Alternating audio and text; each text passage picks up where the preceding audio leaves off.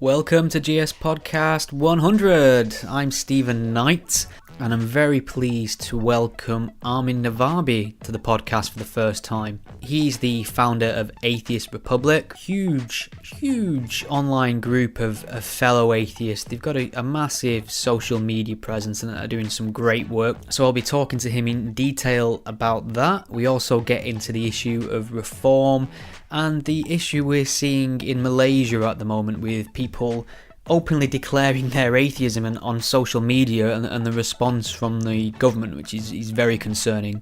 For some of you who may not be aware, I attended the Secular Conference in London last month. It was a wonderful experience, lots of incredibly bright and passionate people there to add to my address book. But I also took my camera along and managed to get some face-to-face interviews, including Richard Dawkins as well. So they're on my YouTube channel. If you could head over to youtube.com/gspellchecker, hit subscribe. I think I'm slowly approaching 5,000 subscribers, so you know what to do. Trying to find the appropriate balance between releasing video content and audio content, and then trying to release the video stuff in audio versions only where that works, where that's suitable, where the visuals are not necessarily vital.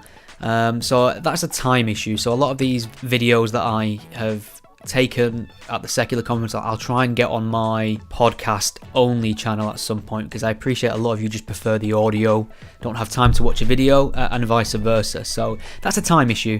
If you want to help free up some time and wipe away the huge time swallowing goblin that is my full-time job, you can do so if just a small percentage of my listeners became patron supporters. Can anyone hear that ice cream van in the background? Yeah. So if just a small percentage of my listeners became patron supporters, I could soundproof my attic, for one, and I could dedicate more of my time to becoming a full-time content creator, reporter, travel to events, get exclusive interviews, write more, accept more offers to do media appearances, things like that. Get the kind of views that you obviously appreciate out into the more mainstream arenas. So head over to patreon.com/gspellchecker and give whatever you can. $1, £1, a bit of yen, threaty bits. Anything, any support you can offer would be appreciated. Make sure you send some kind words to Armin on Twitter. Any follow-up questions you've got for him, I'm sure he'll be pleased to answer them for you. You can find him at Armin Navabi, Navabi. You can keep up to date on my blog posts, the podcast, and my YouTube channel at gspellchecker.com. Enjoy! There's a word that some folks find real hard to spell. Ain't it horrible for me, except after seeing who cared to go burn in hell? But then along came a man, a spiritual corrupt God of creed, and he set out upon a noble quest to help those that don't know what it means. And he said, go Atheist, and don't you put that I before that E. Atheist, it don't mean we know, just means we don't believe. And then he keeps turning out these godless say, a reason sharp as a knife will make him run away. But if they start that fight, well, they can go all day. Spell check it, easy, got to spell check it. Now you know how it goes, so sing along with me. Atheist,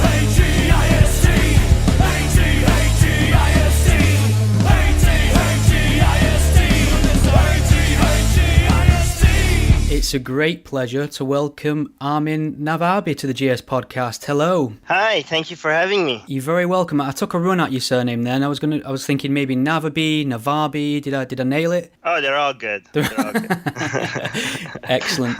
Well, there's lots to talk about. There's a lot of pressing issues actually that you're right in the thick of that I want to touch on. But as another point, we were both present at the Secular Conference in London in the same room, and we didn't manage to meet each other, and I feel really bad. Yeah, well, it's your fault you didn't come up to me, because I didn't know how you look like, because for me, my image of you is this stop sign with the godless spell checkers. That's my image of you. That's what I look like. So, but you didn't. You should have come up to me. I'm a big fan of yours. Thank you very much. Likewise. I mean, the only time I remember seeing you when you was on your panel, I watched your talk, but I think the issue is that I was trying to get as many interviews with people, so I was running up and down everywhere trying to speak to people, and then I had a very late train to catch on the Sunday, so we just missed out. So I think next time, if I'm ever in Vancouver, I'll have to come and pop in for a cup of tea, I think. Okay, sounds good. All right. So there's lots I want to touch on. Atheist Republic, the problems that we're seeing with Malaysia at the moment. You've got some very strong opinions on Islamic reform as well, so it'll be good to get into that. But before we do, maybe you could just tell us a little bit about yourself, Armin, your background and where you've come from and where you started, where you are now. Okay, well, I'm an ex-Muslim from Iran. I live in Canada right now. I started an organization called Atheist Republic, which is now the world's largest online platform for atheists. I wrote a book called Why There's No God, and that's a bestseller on Amazon.com under analytic philosophy now. And also we more recently started a podcast with 3 other ex-Muslims called the Secular Jihadists from the Middle East. You've been very busy then. Yeah. Okay, so tell me about your time in Iran. I'm assuming you're born into a Muslim family. What was that like? What was your experience of being a Muslim in that country? And how old were you when you moved to Canada? The family was Muslim, but they really didn't take that seriously at all. Like, they weren't practicing Muslims. I became more. I took Islam much more seriously at some point than my parents did, and that was mostly because of the teachers that I have in school. And also, to be clear, the teachers, the religious teachers in school, that was just part of what we have all these other classes: mathematics, physics, biology. So the other students in my class didn't. I'm not trying to say like the school was so Islamic. In fact, I went to a school that was less Islamic than the other ones that some kids go to. But for some reason, the religious part of our teachings had a huge impact on me, more than my fellow classmates.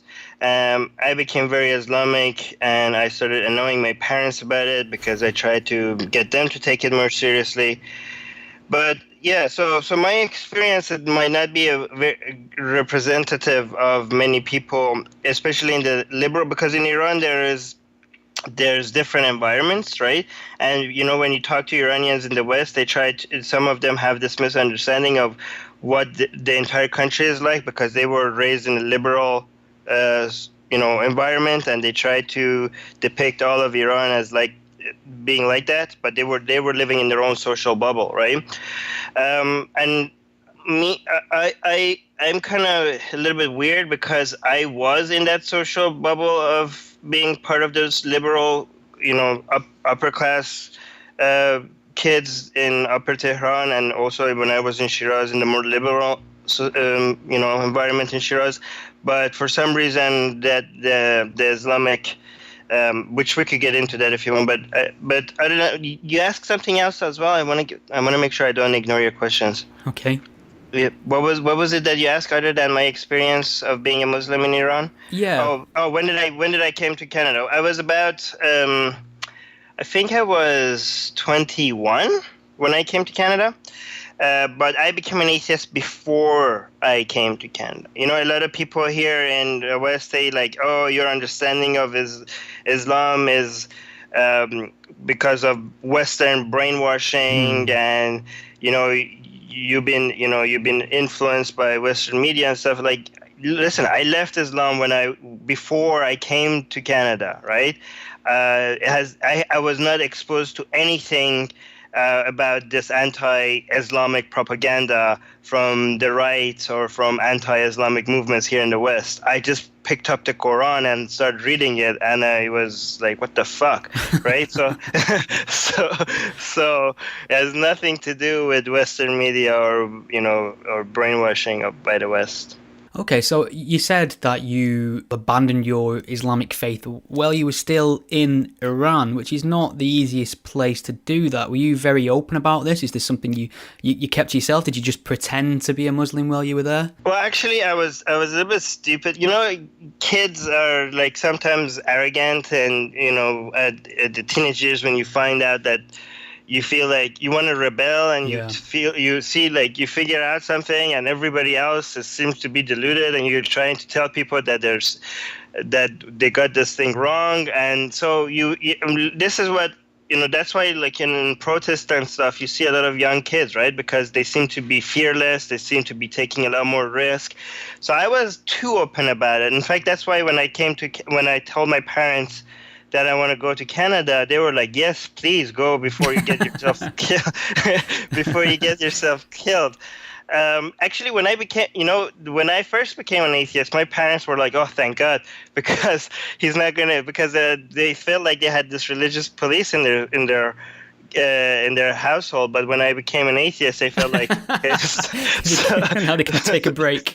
They could take a break. But then they saw that I was outspoken about it, so that scared them because they thought I'm going to get myself killed.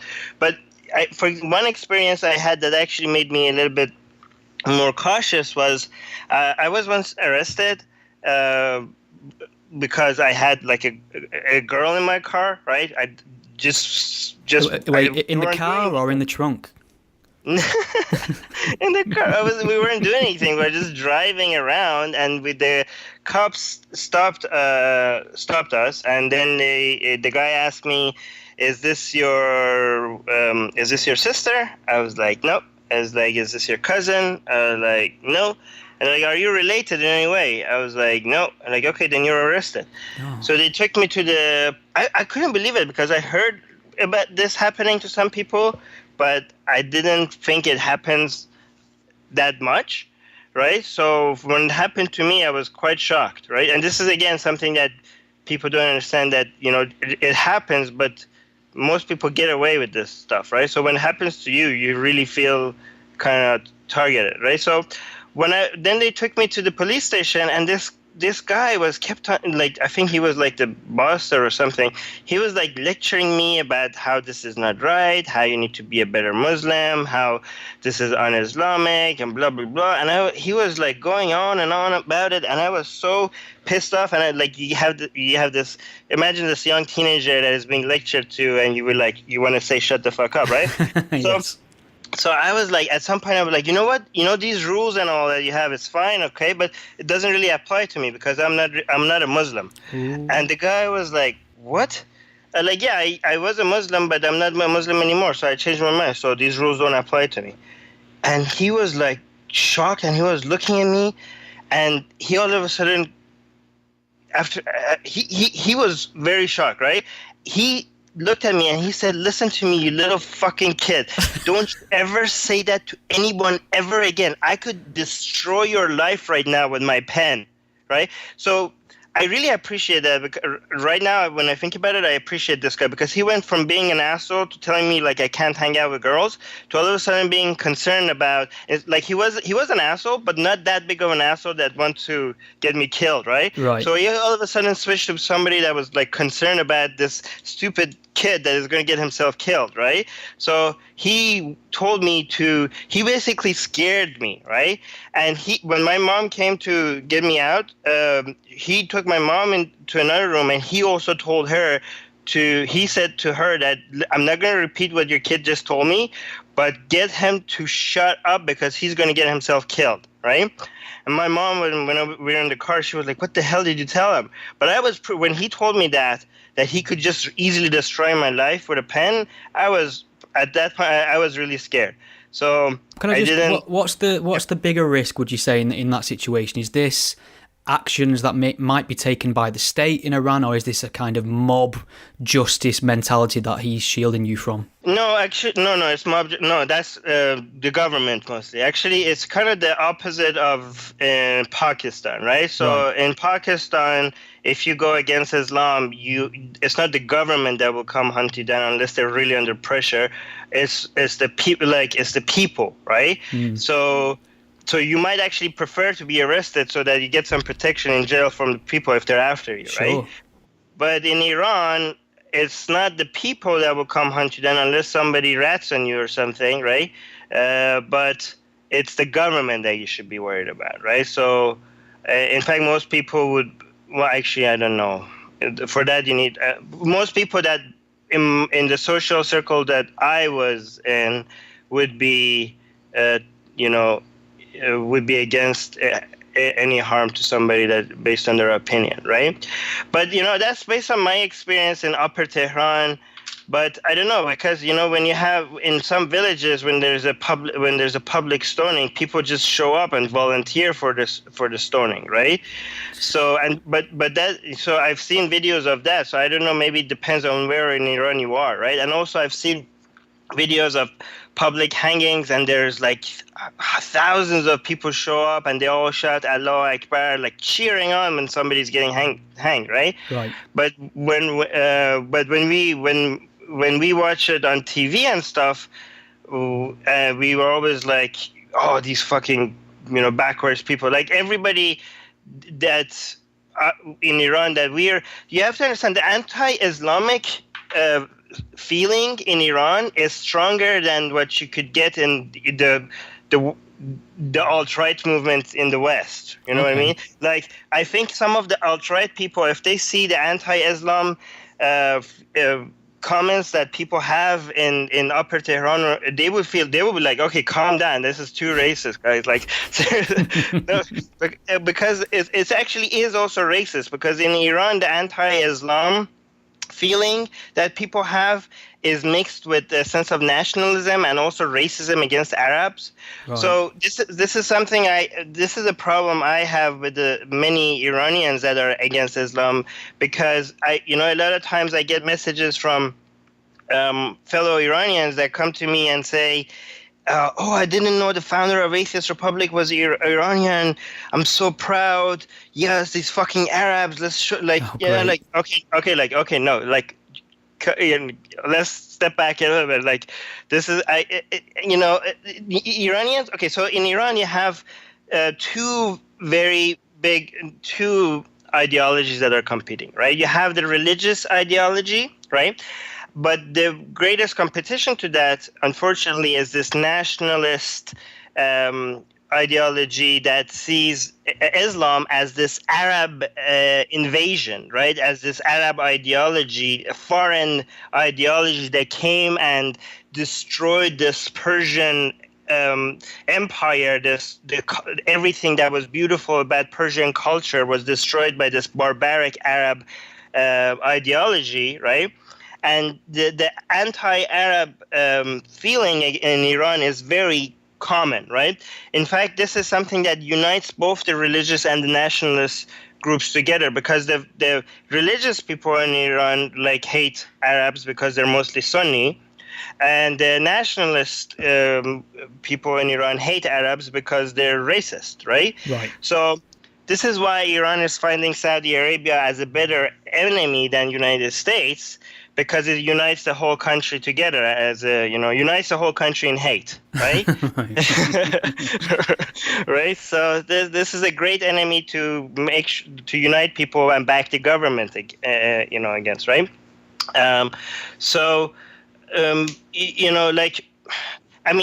Whenever I met this atheist Saudi guy in Vancouver, and we were chatting it up, and he mentioned to me, like, you're the first Iranian I met that hasn't yet blamed me for ruining your country. Because he said, like, when I talk to Iranians, as soon as they find out I'm from Saudi Arabia, most of the time they come to me and say, like, you guys ruined our country. And I was like, it wasn't me. I was like, because it was, 1,400 years ago. The Iranians still blame all Arabs for what happened to Iran 1,400 years ago when the Arabs invaded Iran, right? And I point out to a lot of Iranians and look at how Japan gets along with the United States, and they bomb, like, two of their cities, right? The atomic bomb, right now they have no grudges against the United States. But 1,400 years ago, you guys still hold all Arabs responsible for their invasion, right? I mean, our battle is against an idea, not against people, right? So this whole anti-Arab sentiment in Iran, I mean, not all Iranians are like that, of course, but I do want to kind of encourage more Iranians to look at this as an ideological battle rather than a personal battle, right? Sure. What do you think exempted you from that then? What made you different from this anti-Arab sentiment that was so commonplace? Is there anything you can, specifically point at that put you on a different path? I don't know if I could effectively analyze myself. I don't know. I don't know. It just makes sense that you can't hold people responsible for something that happened 1,400 years ago. Yeah, sure. I think it's just common sense. I don't know. And I also think people are just victims of bad ideas, right? And you shouldn't hold them responsible for being the victims of bad ideas. Bad ideas are like cancer, right? So you don't hold people. When you're fighting cancer, you're not fighting cancer patients, right? You're trying to save the cancer patients so Islam is like a disease, and the main victims of this disease are Muslims. So we're not anti-Muslim because we're trying to help them out. That's the way I look at it. When did you feel that you needed to make an atheist organization and provide some pushback to what you see as this kind of theist nonsense that is kind of commonplace in society? Well, I started that before I came to Canada. So I was still in Iran, and actually when I did that, when I started doing like atheist activism online, Facebook was still not around. So we started this on a website called Orkut, which was a social media website. Now it doesn't exist anymore. It was made by Google. But it was very popular in Iran and Brazil but not very much in the West. People were mostly on MySpace. But the first one I made was because when I became an atheist, the only other atheist I knew was, actually I didn't know, and personally I didn't know any other atheists, right? But in school, the only people that we were introduced as godless people were Stalin and Freud. So my entire knowledge of the atheist community, the world, was myself, Stalin, and Freud. Great. A genocidal communist and a man who wanted to fuck his mum. Okay. Yeah, good representatives there for atheism. Right. So I said, I asked myself, am I this arrogant to think that I came to a conclusion that this whole thing is a scam, and even though nobody around and nobody around me has come to this conclusion, so I think that I'm so smart and so wise that I have come up with this, and nobody around me has figured this out. Like, really, Armin, are you that arrogant? Maybe there's something wrong with me, right? Maybe I'm not. Maybe I'm just crazy, and everybody else is seeing something obvious that I'm not seeing. Because to me, it seemed like this is pretty obviously a scam, right? Right. Especially after. So in Iran, they teach you evolution, no problem. They teach you theories on origins of life. They have no problems with that. They teach you about the Big Bang theory. They have no problems with that, and that's basically part of school teaching. So, that's just the way God does things, right? But when I studied those in biology class, I was like, okay, this seems like this everything either is explained or could be explained, even though we have no explanation for it, right? When I was studying that, but it was weird to me that nobody else was seeing these theories as a threat, right? Right. But what really did it for me was when I studied history of religion, right? And this wasn't part of the school teaching, but it was we had a school library. So there was a lot of books there that wasn't part of our curriculum, but we were always encouraged to go read more than what was covered in school, right? So what I the book that I remember picking up from there was this book called The History of Religion, and I think it was a Russian book that was translated to Persian, right? So when I picked it up, it started with cavemen and then went on to Egypt and stuff. But to me, that was made it pretty clear that this whole thing is made up, right? Yes. And it's all just like keeps evolving. One religion keeps evolving into another religion, right? Yeah, sure.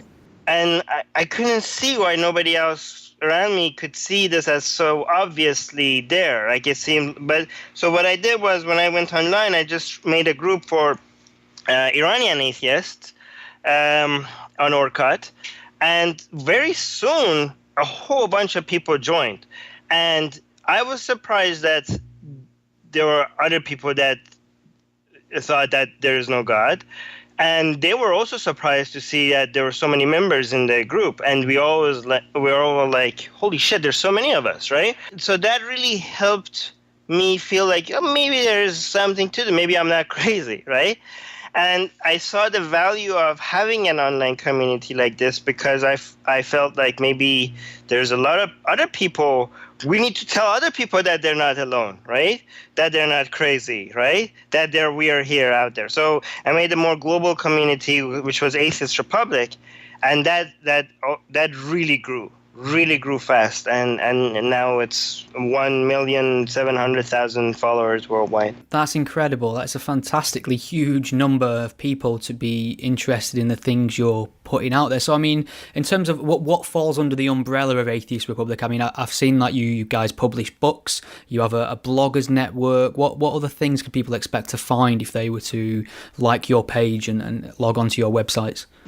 Well, yeah, we do a lot of things. We publish book. We have YouTube videos. We have one thing. We have a podcast coming up, which is we are going to be a podcast with no hosts. Right now, if you go to Atheist Republic, you can see that you could record your audio message, and our podcast is just going to be voices from atheists all around the world. So far, we have gathered 200 voicemails, and we're going to turn all these voicemails into a podcast, and this way we're going to give voices to everybody, every place every atheist anywhere in the world.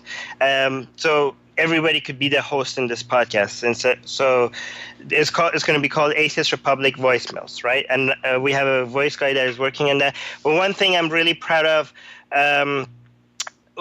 Well, before I get to that, we also, other than the Facebook page, which is the largest atheist page, we also have a private group, Atheist Republic group, which is the largest private group for atheists in the world. But another thing that we have is these Atheist Republic consulates. So we didn't want to just stay online. What we did is that we created groups in every city, every major city, and every city that we didn't cover, people could come and make an application to create a consulate in their city. And basically we're having meetups for people to find and meet other atheists in their local area, right? So basically we have an Atheist Republic chapter, which we call consulates in New York, in Manila, in Kuala Lumpur, which we could get into. Yes.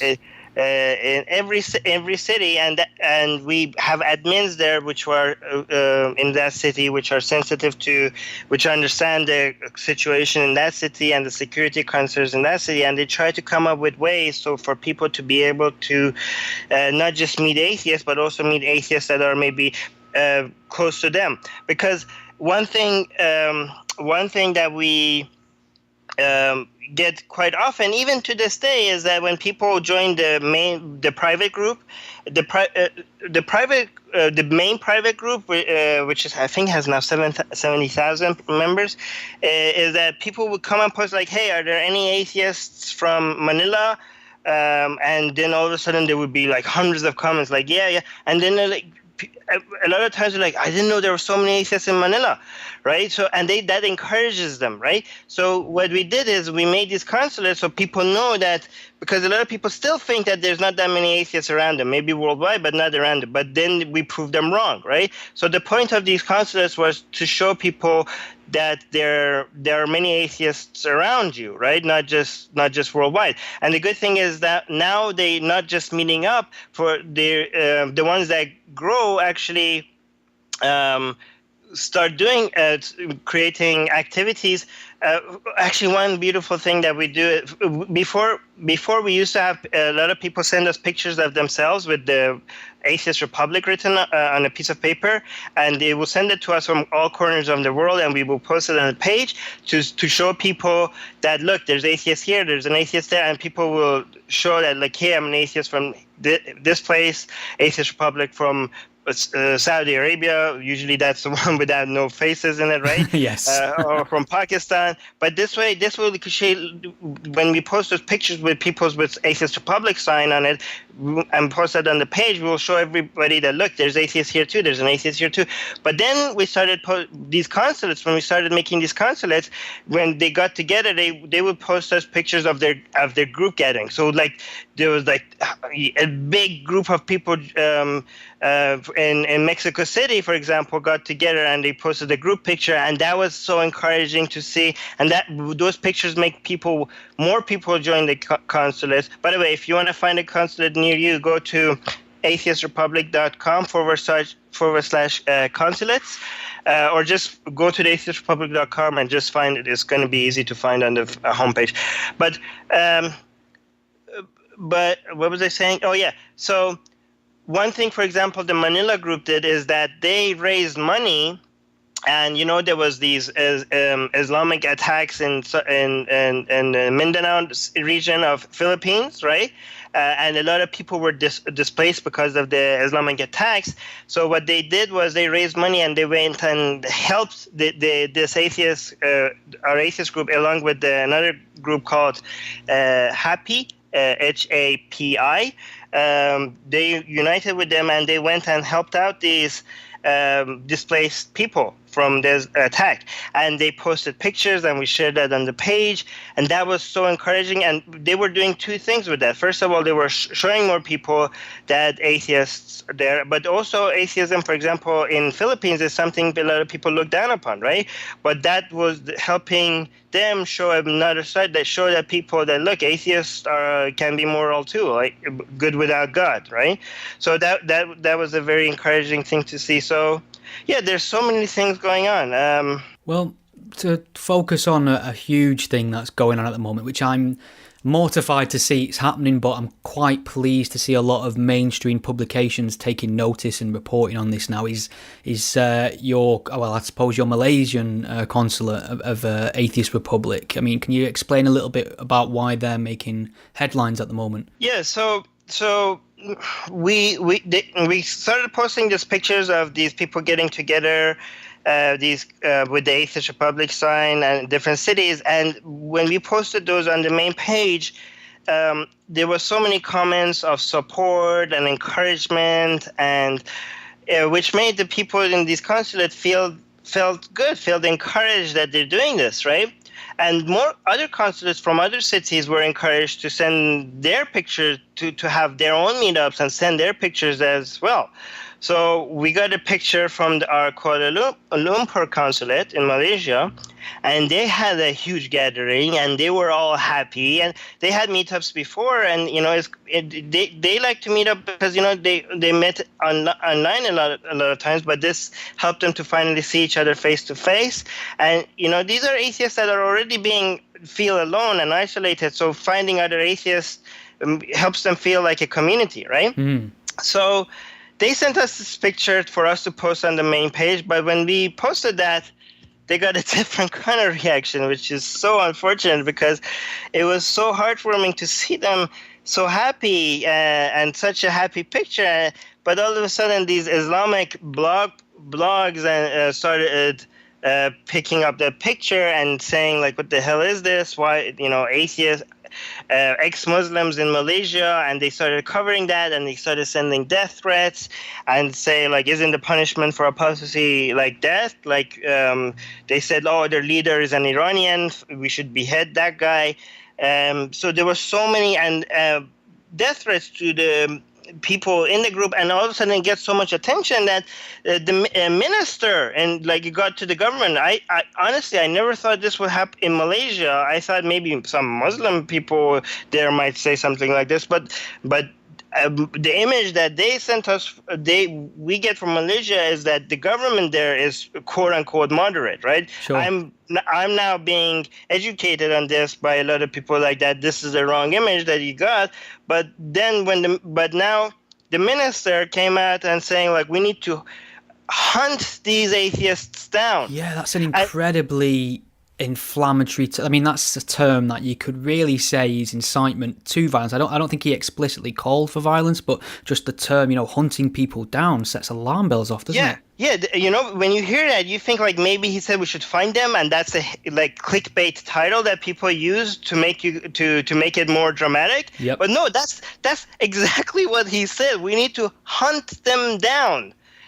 I could that's so scary. And this is one thing I'm learning is that in Malaysia, right? So if you're the majority ethnic group, Malay, right? Right.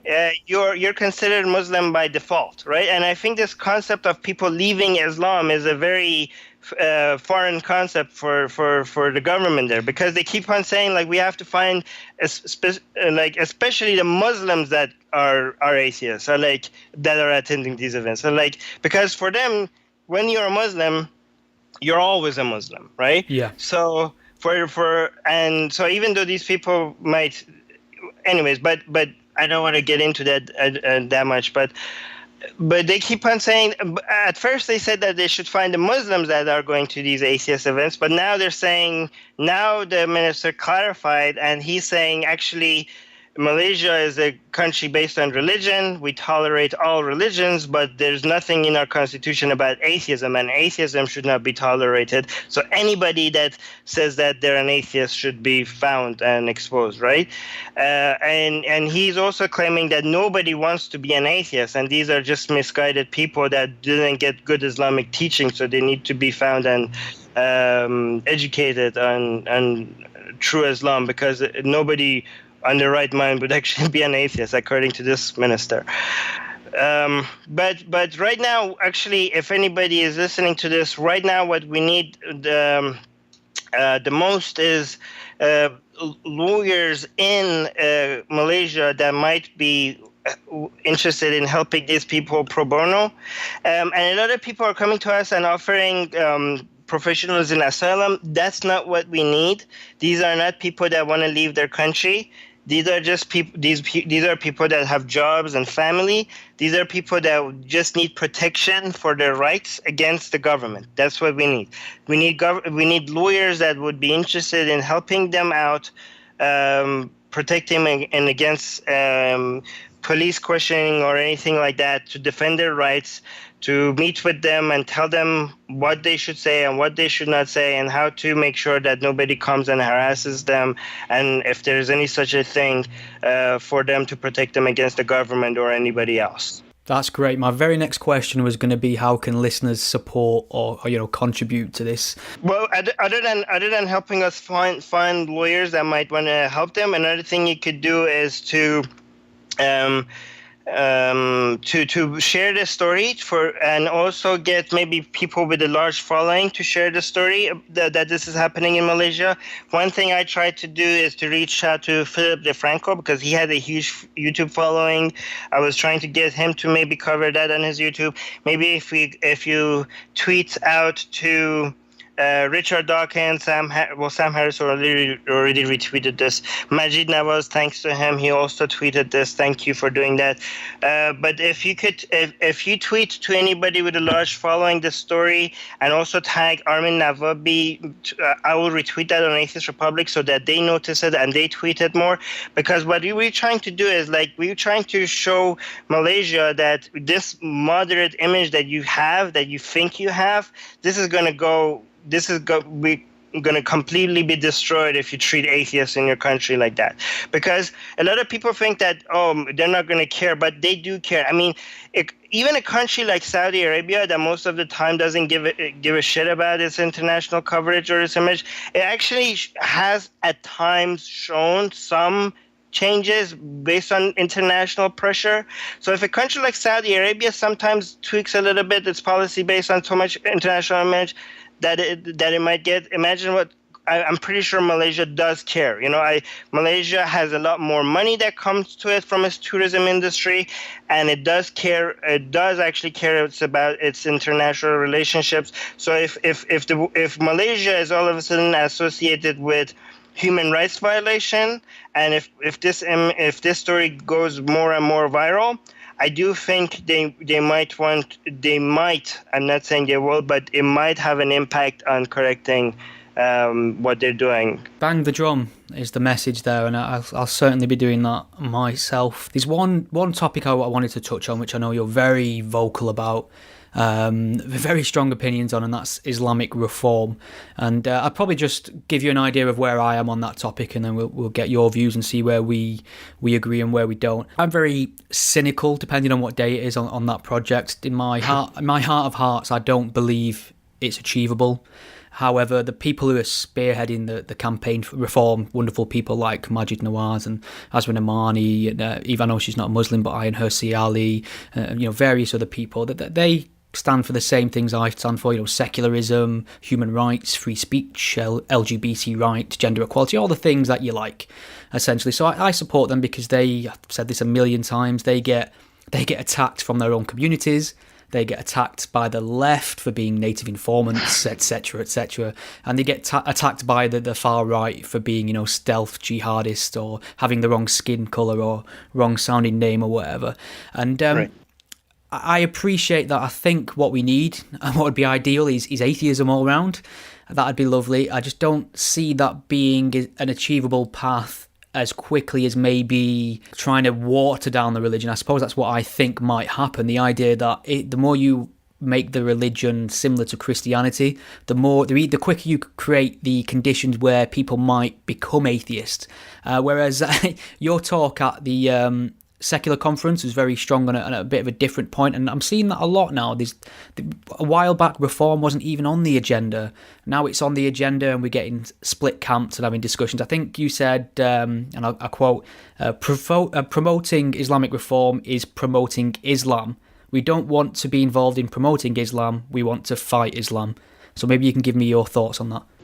Well, okay, before I go into fighting the reform movement, let me just clarify that I love people like Majid Nawaz and Ayan Hirsi Ali, and I support their work, a lot of their work. Just because I have a disagreement with them on something, that doesn't mean that I don't support everything else they do, right? Yeah. So, for example, somebody like Majid Nawaz is fighting for freedom of speech, and that helps all of us, right? Mm-hmm. Anybody that is in the reform movement that is fighting for gay rights, fighting for free speech, fighting for peace, fighting for democracy, fighting for equality between men and women, fighting for all those things. Not only I support those movements and the fight that they're doing, even people that I might disagree with on many other things. I even even if somebody is against gay rights but is fighting for women rights, right? I might be like, well, I disagree with you on gay rights issue, but I will support you on the women rights issue, right? So I don't have to agree with somebody 100% to support them on the things that we mutually fight for, right? So wait. Yeah. Aren't you supposed to call them Nazis and never speak to them again? No, yeah. I mean, if I was gonna support people that I 100% agree with, then I would be very alone, right? Yes. Yeah. And you'd never learn anything either. Exactly, right? So actually, before I even say anything against Islamic reform, I would encourage anybody to go see the Majid Nawaz is doing. Southern Poverty Law Center, which is labeled him and INHRC Ali as extremists. Yeah. And now he's suing them. And I encourage anybody to go and donate to his fight against them, because that will help all of us to be able to say more things, to send a message to people that you can't just do this and get away with it, right? So if he wins that will help all of us, right? So that being said, what I'm suggesting is that the great when reformers, when they are fighting for gay rights, free speech, all these good values that we're fighting for, that has nothing to do with Islam, right? And what they're doing is good and valuable, and I want to give the credit to these people. I want to give the credit to Majid Nawaz. I want to give the credit to INHRC Ali. I don't want to give any credit to Islam, right? Islam is a force for evil, and it doesn't deserve any credit for the good work that these people do, right? Yeah, I mean, I agree with that point 100%, but I don't see them attributing their advocacy of free speech and human rights to Islam. I see them more of saying Islam's personal to me and I want to keep that separate. It seems like they're already keeping that separate. Well, I don't know how they would categorize it, but for anybody that is calling that a reform of Islam, they're not helping, all right? Because these activities are not reforming Islam. They are moving away from Islam. This is not changing Islam. This is ignoring Islam. See, the problem with so-called reforming Islam is that by saying that this is a reformed version of Islam, which is not, you're basically giving credit to Islam, you're giving legitimacy to Islam, you're keeping it in a position of authority that it doesn't deserve to be, right? And you're not letting it die, right? Right? You're basically sugarcoating Islam, and you're saying like, look, Islam can be good, but the thing is, when you do that, when you elevate Islam to a position that could be okay, Islam is basically what the Quran says Islam is, right? And as long as Islam is tied to Quran, and I don't know if there's any way you could separate the Quran from Islam, you're giving the Quran legitimacy, right? Here's an example. Let's say somebody comes and says like, look, I'm a reformed Nazi, right? Mm-hmm. I want to reform Nazism. I have nothing against people that are not white. I believe in equality among all races. I support gay rights. And I think Hitler was a good person. He was completely just misunderstood. I think if you read Mein Kampf the way I read it, you will see that it's actually promoting equality. It's not anti-equality. So this is a reform Nazism. And people might be like, well, what do you have against this guy's message? He's promoting the same thing you are. He's promoting gay rights, equality. Like, okay, yeah, I have the same values as this guy, but this guy is promoting, making Nazism seem okay. You know what I mean? Like, why does he have to keep calling it Nazism, right? Okay. This guy is fighting a good fight, but please don't give credit to Nazism, because now people are going to be like, well, maybe Nazism is not as bad as we thought.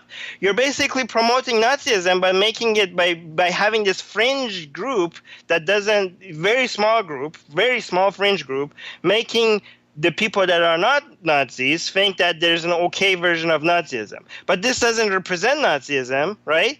And you're just making it seem like maybe we shouldn't fight Nazism because there's an okay version of it. Yeah, I mean, right? But I'm just saying, like, don't fight for gay rights. All right, fine. Yeah. Fight for free speech. Fight for equality among races.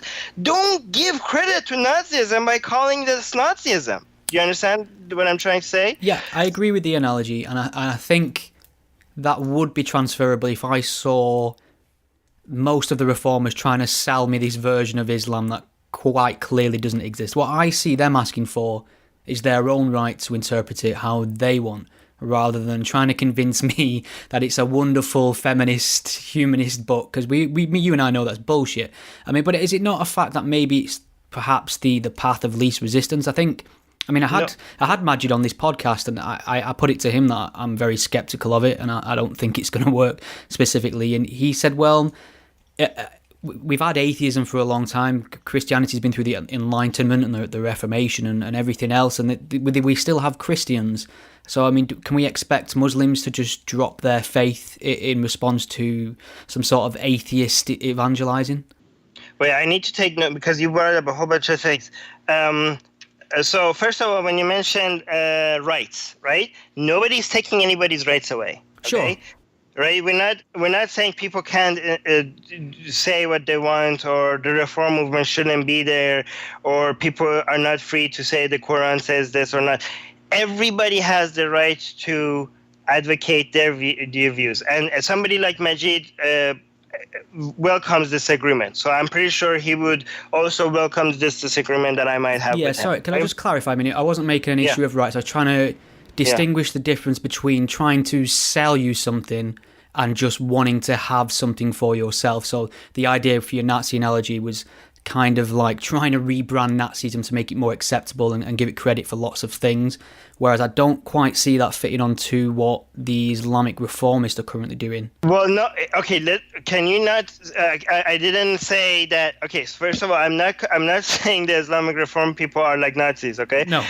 No, okay. I'm saying like, let's say like somebody, I was comparing them to somebody that is not a Nazi, right? Mm-hmm. But it's trying to, instead of but maybe he or she thinks that maybe the best way to convince Nazis, instead of saying that not to be Nazis, is to tell them that maybe here's a reformed version of Nazism, right? I'm this person that is advocating for a reformed version of Nazism, I'm saying that is a good person, right? I just don't think that way it works, right? And I'm not saying, please don't go out there and say like, hey, Armin is comparing Majid Nawaz to Nazis, right? No, I definitely didn't get that from you, so don't worry. Okay. So I'm just saying somebody that has good intentions, that is fighting for gay rights and free speech and all that good stuff, might be going it. They're providing a lot of value. I just want to give the credit to them, except to an ideology that has always been used for evil, right? So with regards to the path of least resistance, that's actually not true, right? So here's the thing.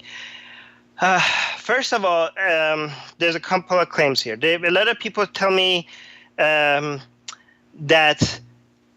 do you really think that all Muslims are going to just leave Islam, right? First of all, this is not an all or none game. Not all Muslims are going to leave Islam, and not all Muslims are going to go for reform either. This is about what's going to work best, right? Even if you have one person changing their mind, that's a success, right? Yes, so I agree. we have to see which one is going to convince more people, right?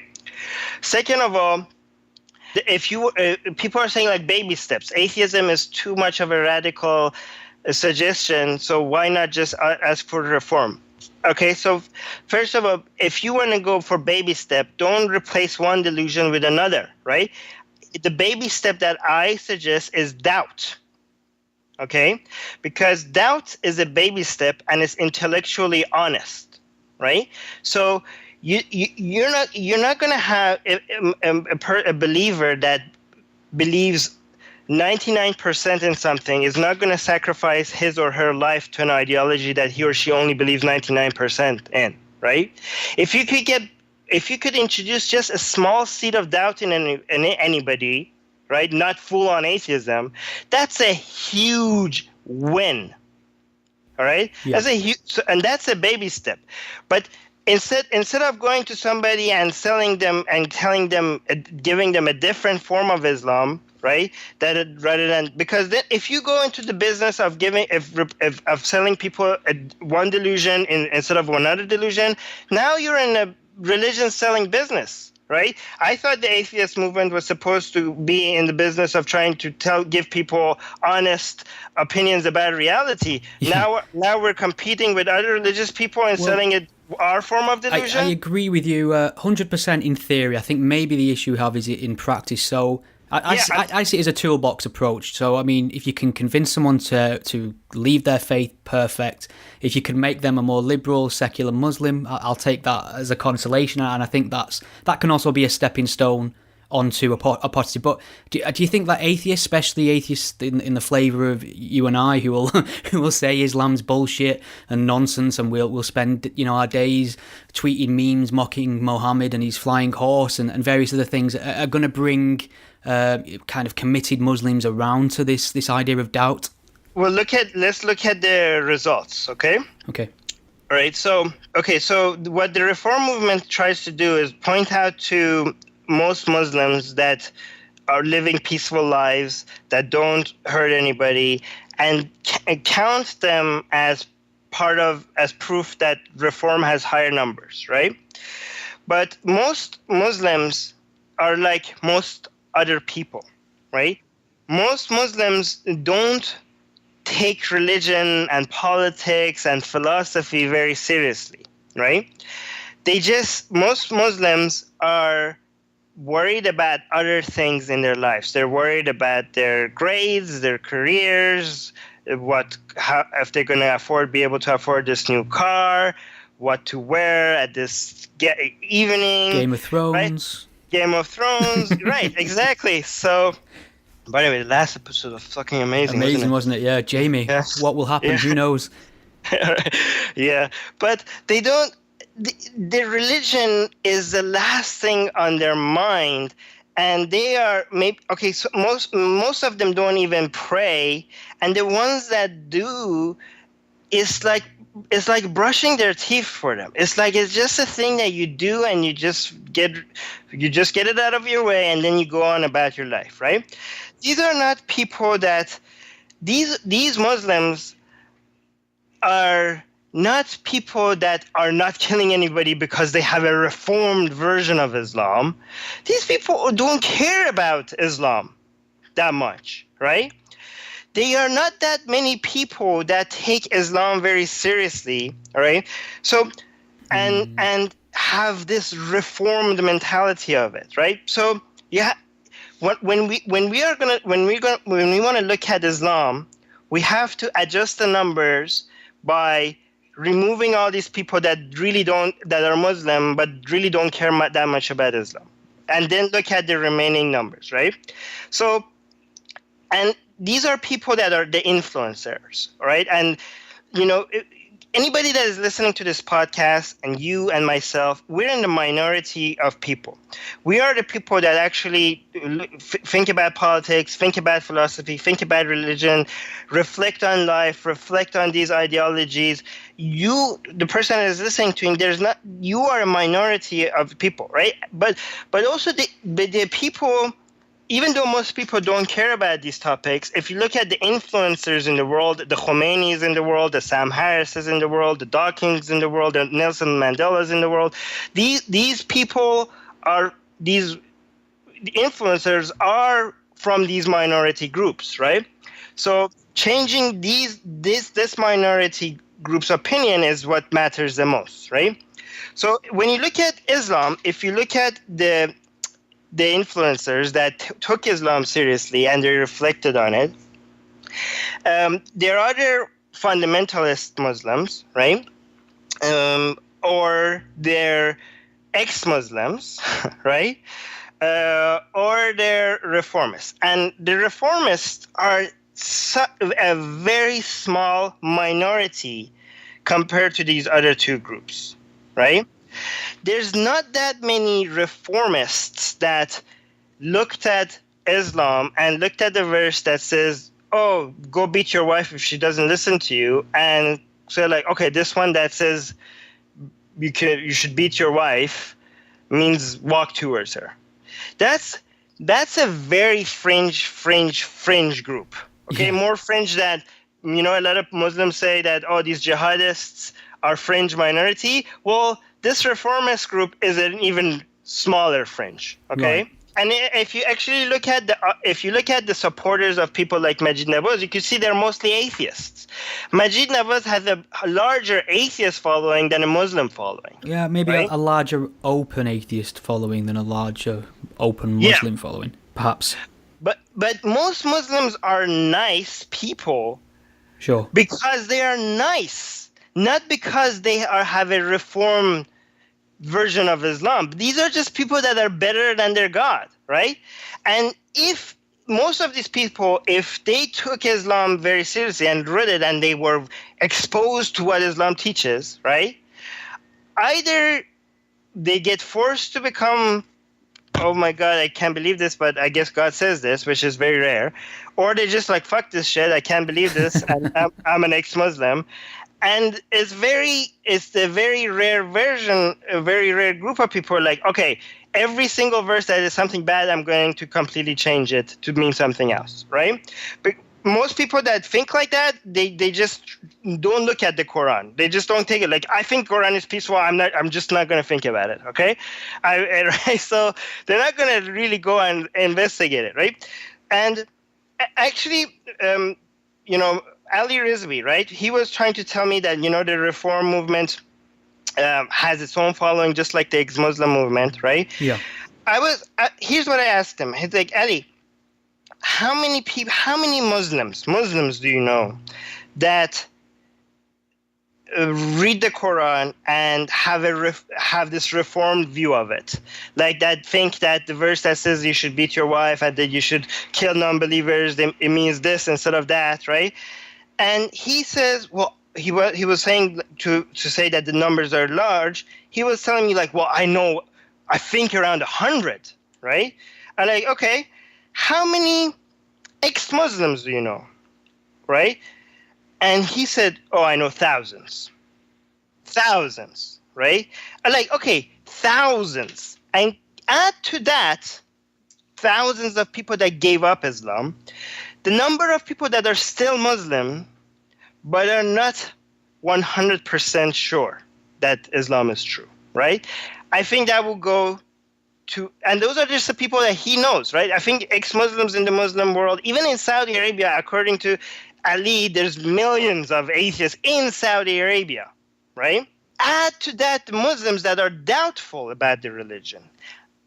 And here's another, you want a baby step even before doubt? I'll give you another baby step that even smaller than that. I have talked to a lot of Muslims, right? And I've seen what arguments works for them and what arguments doesn't work, okay? And I have managed to convince a lot of people out of Islam. I have managed to convince more people than that to even doubt Islam. But even more than that, here's a bigger circle. There are many people that are still certain about Islam, but they went from thinking atheism was absolutely ridiculous to now saying, I see why somebody would be an atheist. Right? And they're still 100% certain about Islam. But that's a win. That's a win because somebody that thinks, okay, atheists have a point, even though they're still wrong, they could never bring themselves to be anti-atheists or want to deaf on them or to think that they are demons or, or less than other people. Just to see, like, I see why somebody would be an atheist. That's a win, and convincing somebody of that would that's not intellectually dishonest. That would not involve me saying, okay, your God is real, but what if your God was nice, right? That would be a dishonest thing for me to say, but. At least if I'm trying to say like maybe atheists are a point, at least I'm being intellectually honest, right? Another point I want to make, and here's the thing. Actually, we had a recent recording that hasn't been published yet with a person that was a full-on supportive of like a jihadist movement and stuff when he was Muslim. I don't know if he would categorize it like that, but he said that he was for like an Islamic caliphate and everything, right? Right. And he became an atheist after hearing about Richard Dawkins and reading The God Delusion and watching his videos on YouTube, he became an atheist, right? So I asked him on the podcast, like, would you have been convinced by any of the reform arguments instead of all these atheist arguments? He said never, right? Think about which argument is easier to make. Which argument would you have a higher? Well, doesn't it matter who you're talking to, who you're addressing? I mean, something might work for one, not work for another, and that's why I see it more as a toolbox approach more than... Well, yeah, okay, that would be true if you had all the resources in the world and all the attention in the world, right? We have limited resources, we have limited attention, it's hard to get anyone's attention to listen to you. I'm not saying the reform movement should stop. Right? I'm just trying to convince more people to pay more attention to the ex-Muslim movement, right? Keep the highlights in the reform movement as much as you want. I'm just saying, like, I just think the ex-Muslim movement is not getting as much attention as it deserves, right? Because here's what I'm suggesting, right? When you are talking to a Muslim and you're trying to convince them of a fundamentalist Muslim, right? Because, what's the point? All these Muslims that don't take Islam seriously, if I have limited time and resources, why am I wasting my time with them? I'm going to go talk to the influencers, right? I'm going to go talk to the fundamentalists. And these are people like us. They care about the truth, all right?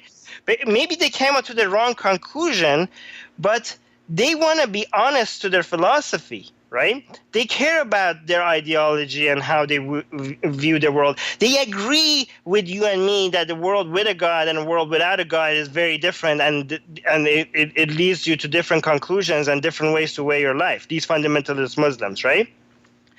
And when you talk to them, right, if you go and tell them that, hey, maybe this verse that says this, maybe 1400 years of Arab scholars and tafsirs and hadith and commentary on this verse, they all got it wrong. And now me, this reformist Muslim that doesn't have any of this, academic background, and all of a sudden came and says, like, hey, have you considered that this means that instead? And we're all suggesting this just in the age that the Western world is has introduced new, more higher standards for morality. At the same time, maybe now we're discovering that this Quran all of a sudden meant something else. Do you think anybody's going to buy that argument? And do you think... Don't Muslims already buy that argument, though? They're already hardcore committed. They obfuscate on the main points about violence and terror and underage brides and things like that. All you get is reinterpretation when you try and nail people down on them points. What I'm saying is that most Muslims that are liberal, right, or quote unquote moderate, they don't have a reform view of Islam. They're ignoring Islam, okay? But when you're talking to people that take Islam seriously and are studying it, right, you don't have you would have to make this argument not just for one verse. You have to keep on making the same argument for this gymnastic argument for this verse that clearly in black and white says something. You have to try to sell that for 100 other places, right?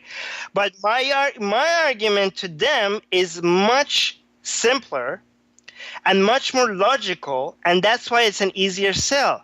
My statement to them is like, have you considered that this might be all made up, right?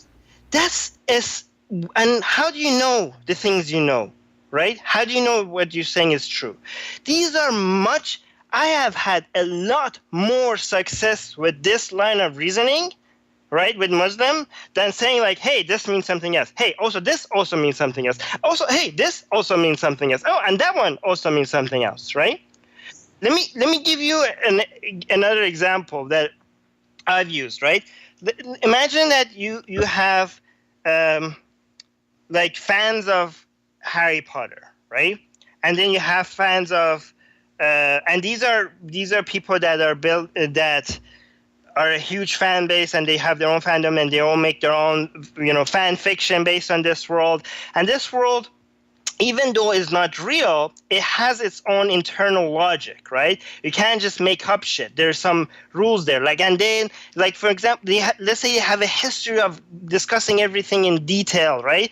And for example, some person wrote a fan fiction, and then one person is coming and saying, oh, actually, this fan fiction is completely inaccurate because this wand that you use in this spell could never cast that spell because it didn't have dragon tears in it, right? And they have their own rules within this world. And people point at religion, they say oh, it's all crazy because it's all made up. Yes, it's all made up, but it has its own internal rules, right? It's not chaotic crazy, right? It's organized crazy, right? And I use this Harry Potter world to make that example. And imagine if somebody came to this world and didn't understand these rules and said and then my wizard came up and pulled out a lightsaber. People would be kicking that guy out of a group right away because he doesn't understand how this world works, right? You're mixing two different worlds together, right? And what I try to say is this is what the reform argument sounds to a lot of these Muslims, right? Because you have years and years of analysis on every single word in the Quran we have books and books. If you go to Qom or if you go to Al-Zahra, you can see libraries of tafsir and hadith and commentary, and this is 1,400 years of this, and these are by not just scholars, but there's quote unquote scholars because these are scholars in witchcraft, right? So, but you have comment. If you try to say this word means something else, but look at the Arab people that scholars that commented on it, not just Arab scholars, but Arab scholars that lived closest to Muhammad. The commentary on this clearly shows that you have no idea what you're talking about. So if you go all of a sudden, you go to this Muslim community and be like, hey, what if this means that? You have to know that you're not going to be taken seriously because they will laugh at you for even suggesting that. Somewhere, right? I agree. The only audience that you have is the people that have no understanding of Islam, and mostly a Western audience. This is why the audience of this reform movement is mostly the West, and not the Muslim community, right? And here's another thing. An example I suggest, right? A lot of people are like, well, what if it achieves this? What if it achieves this good in the short term while you fight for this longer term goal, right? And another example that I use, and this is another made up story that I came up with, is that imagine that you have this doctor that just came up this village, and there's this disease that is spreading in this village, and she's trying to help this villagers get rid of this disease, and she comes up with this medicine that works, that actually works, and she's trying to sell it, and nobody's buying it, right? And she said she's frustrated, so she comes up with this story that this is actually a potion and it was gifted to her by these forest fairies, right? That she went into the forest and she stumbled upon them, and these fairies told her that these villagers are supposed to take this potion. And she comes up with this story, and all of a sudden people are lining up and taking her medicine. And you're like, look, yes, it's a delusion, but it's working. She's helping people, right? But now she helped a lot of people, and she managed to get this disease removed from this village. But all of a sudden now you have these other people are showing up, right? And they're using her story, and some of them are selling stuff that doesn't do anything and saying like, look, I got this from the forest fairies as well. And then all of a sudden somebody else comes up and it's like, actually has a poison. This is actually harming people.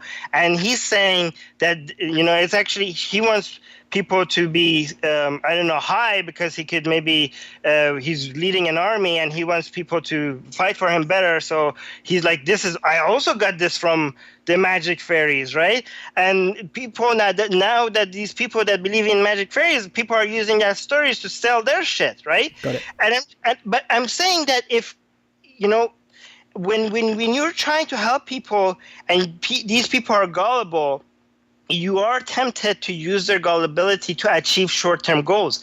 And I understand that it would have been a harder sell for her to maybe invest the time to educate these people why this medicine works, and start campaigns to educate more people and to get these people more educated to see why some things work and some things wouldn't work. And the short-term results might have been not as good, right? Less people, in the short term, less people might have taken the medicine. But the long-term investment, the long-term return on the investment is much more if you just teach people how to recognize what is bullshit and what is not, right? Because here's another delusion that is not that harmless, right? I tell you what, I'm in 3 examples deep. I think I get your message. All right, but can I just give you one last example? The good news is, in the time we've been talking about reform, I've just checked, and Islam has actually reformed, so we don't need to worry about it anymore. Seriously, we've gone over an hour and 20, and I really want to get in about your Secular Jihadist podcast as well. Otherwise, we're not going to get time. And I think what you're doing there is really important and very entertaining, and I'd like you to tell my listeners about it. All right. Well. I mean, I did mention it already at the beginning. It's a podcast that we just started. We're on the 17th episode right now, and we already passed 100,000 downloads, which is pretty good for a podcast that just got started. Congratulations. Thank you. And it's me and 3 other amazing ex-Muslims, which is Yasmin Mohammed, Faisal Al-Mutar, and Ali Rizvi. And so basically all my favorite Zionists.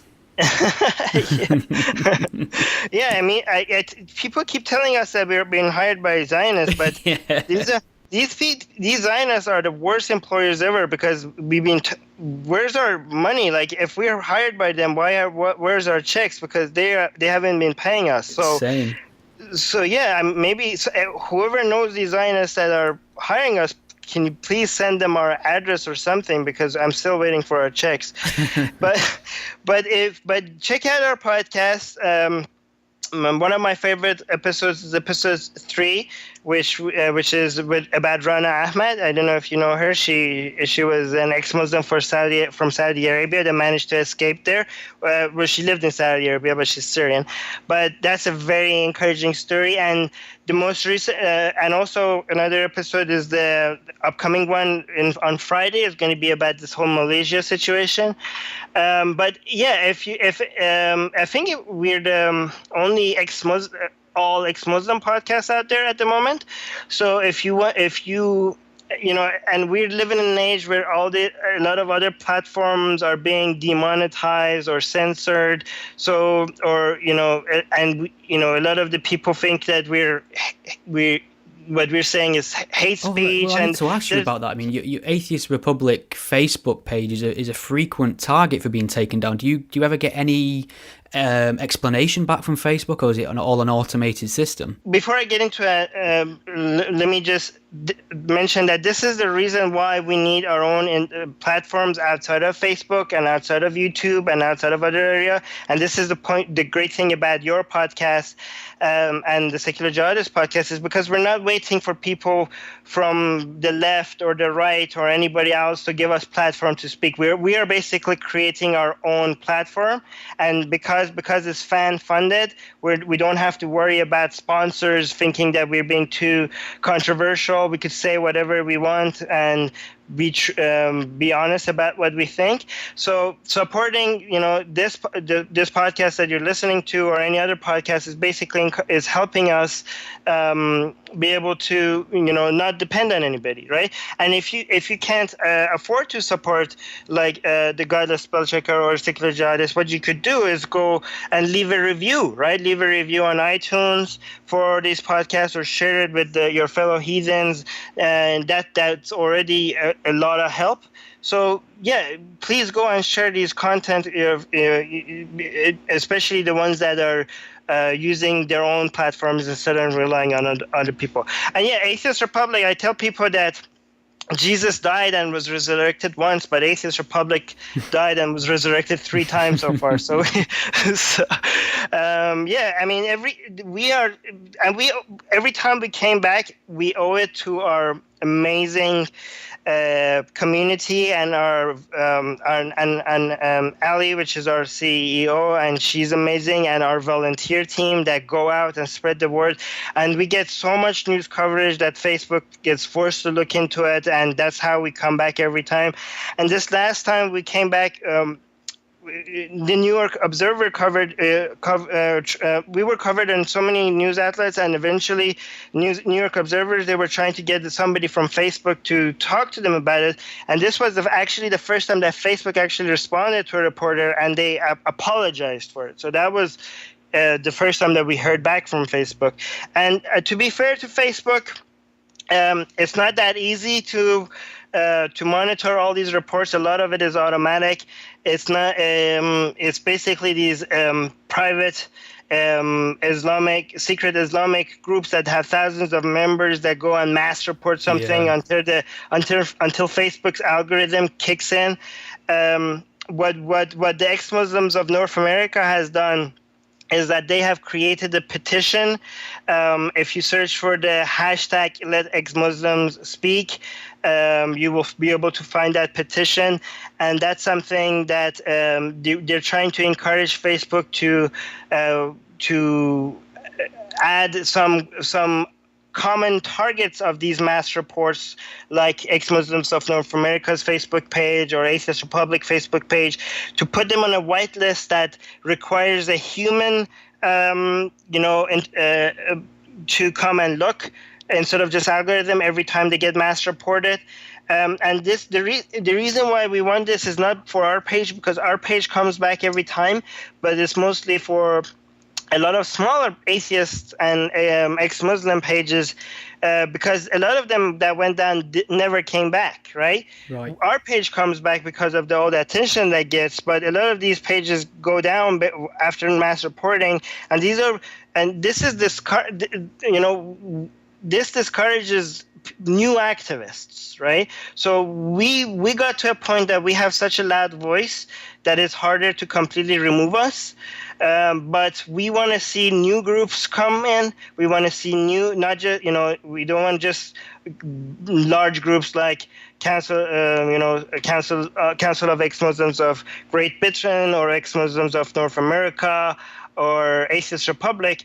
They're smaller, like Ex-Muslims of Norway and Ex-Muslim of Sweden. These are smaller groups, and they're getting started, and they are much more vulnerable to these attacks, because if they get taken down, there's not that much. I mean, please, if you do get taken down, come to us, tell Atheist Republic and if we miss your message, please keep messaging us, because we get too many notifications and stuff, so we might miss it sometimes.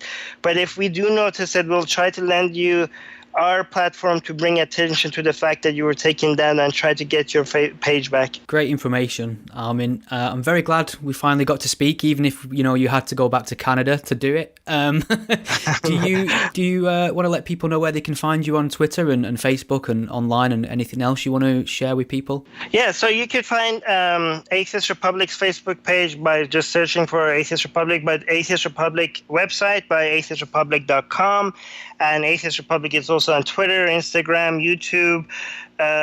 We're everywhere. And my personal Twitter account is at Armin Navabi. And also, if you want to support the Atheist Republic, you could go and there's a support button at on atheistrepublic.com. And if you want to support secular jihadists from the Middle East, we're on Patreon. And if you don't want to donate, you could just review it on iTunes. And also this podcast that you're listening to, Godless Spell Checker, if you haven't already, this is a podcast that is doing a lot of good. So if you haven't already and you're listening to it, the least you could do is go on iTunes or Stitcher or somewhere else and leave a review for this one as well. Thanks, man. That's appreciated. Great to speak to you, and just keep up the good work. Yeah, thank you. Thank you so much for having me. You're very welcome. Thank you for listening to the Godless Spell Checker podcast. If you've enjoyed the podcast, please consider supporting by visiting gspellchecker.com patreon.com/support. From here, you can either become a Patreon subscriber, or you can give a one-off donation through PayPal, or you can just follow some instructions on how best to share the podcast on social media. Put it on a memory stick, throw it at people, whatever works best. Any support's greatly appreciated. I think we've all learned something here today.